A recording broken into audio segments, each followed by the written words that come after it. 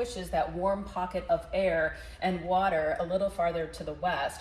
When those trade winds become weak and that big pocket of warm water kind of sifts back closer to the coast of South America, that is when we start to see the overall lifting of air by way of warmer sea surface temperatures in this area.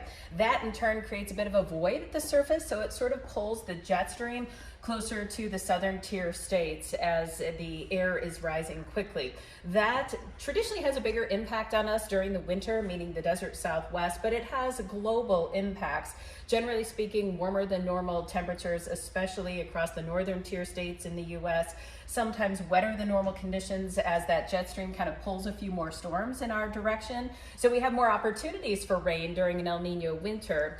The impact it could also have on us as far as monsoon is concerned is weakening the subtropical high, which needs to be in the perfect position to kind of usher in some of that moisture from the Gulf of Mexico, the Gulf of California, and push it in our direction. So if that's a little bit weaker, which we usually see during an El Nino, that would just mean a delayed start to our rain during monsoon, not necessarily, a lower or higher opportunity for any rain.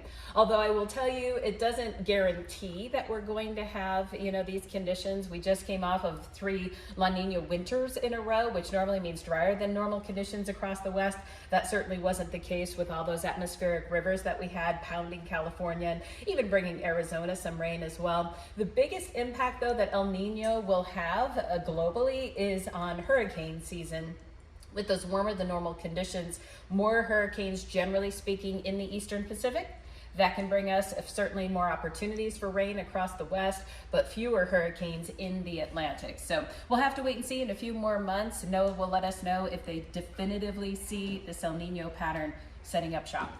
So you talked about the timing of, this watch being issued. So it's not necessarily a done deal just yet. There's a 70% chance that this large-scale El Nino pattern will develop anywhere from June through August. Higher chance, though, that it's going to peak during the heart of hurricane season. So it's not definitive that we're going to see this pattern set up just yet, but it is likely at this point to develop probably around the July-August timeframe and then continue through winter of 2023 into 2024 when it would have a much bigger impact on the desert Southwest. And I will also say no 2 El Nino years are exactly the same. I mean, there are some years where it does kind of pan out like we would expect, but we just came off of a La Nina pattern that was supposed to be drier than normal for the western US, and it turned out to be much wetter than normal because of atmospheric rivers kind of overshadowing the large-scale pattern of La Nina.